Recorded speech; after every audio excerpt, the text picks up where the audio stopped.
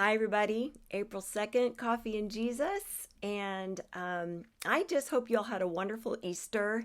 What a glorious time to celebrate the resurrection of our Lord Jesus Christ.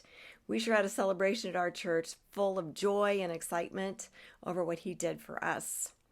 I've spent some time talking about what I believe to be true.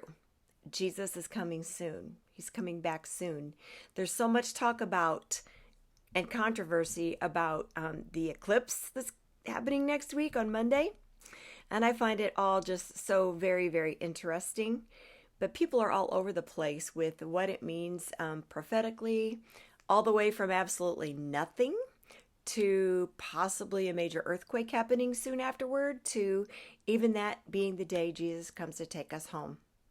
Although it is all just absolutely very interesting, even fascinating to look at all of that we know for sure is supposed to happen on that day, it's very important that we just keep the main thing, and that is to share Jesus with everyone that we possibly can. So if anyone is watching here is wondering what I am talking about when I say the things that we know are going to happen on Monday, here they are. First of all, of course, the Great North American eclipse. This eclipse is rare and has so many coincidences tied to it that it's hard not to take notice. You can search on YouTube and find all kinds of things on this. Like one. Also, did you know that on or about that date, billions, and that's with a B, billions of cicadas are due to emerge from Earth after being dormant for 13 years. But this time is not just one, but two types of these little critters. The last time this happened was in the year 1803. That's a long time ago. Okay?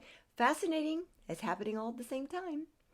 Also on the day of the eclipse, a smaller portion, like a subsidiary, or from what I understand, of NASA is launching 3 rockets into the eclipse, and the name of this thing is called Apophis, or APAP, which is the name for the Egyptian god of darkness. Why are they naming these rockets after a god of darkness and death? I don't know. Anyway, this is cool. A rare occurrence of 5 planets aligning on that day, on April 8th. Those 5 planets are Earth, Venus, Neptune, Saturn, and Mars. Don't know if this means anything at all prophetically, but it's still pretty cool and interesting. In addition to the eclipse, a comet will be visible for the first time in 71 years, this specific comet. Guess what its name is? The Devil's Comet. Interesting. Okay. And there hasn't been a ton of info on this that I've seen until just recently, but did you know that in CERN, they will start up the Hadron Collider again, where they actually believe and have stated that they could possibly open a gate to another dimension where something could come through, or we may send something through to the other side. That's not only creepy, but it sounds kind of dangerous to me. I don't know what you think about that. Let's talk about red heifers. 4 perfect red heifers have been sent to Israel from Texas last year, ready to sacrifice. And I believe on that, 1 has been disqualified, but there are still 3 who qualify. This has not happened in thousands of years. This sacrifice is what needs to happen in order for the 3rd temple to be built. Again, there's a ton of info on this on YouTube about this. All you have to do is go in and search, okay? I will finish with this. Do I think something beyond the eclipse may happen on April 8th? Possibly. Do I think that all these things are a sign of God, from God? Possibly. Do I think Jesus is coming soon? Definitely. Am I afraid? Not even a little bit. I know who is in control.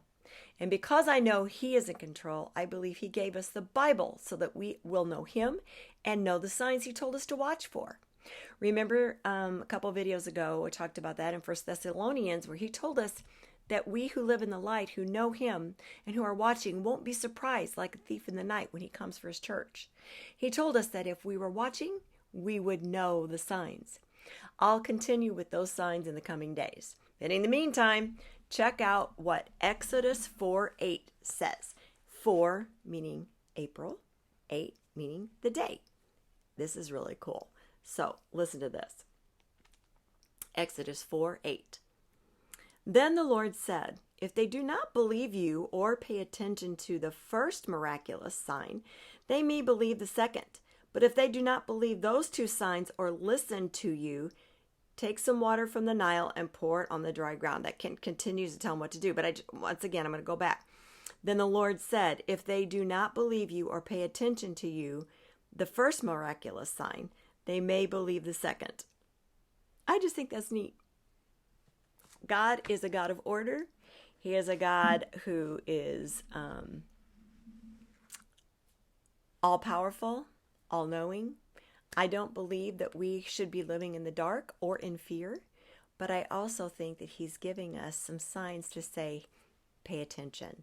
If nothing else, just pay attention. Have a great and wonderful day, and I'll see you next time.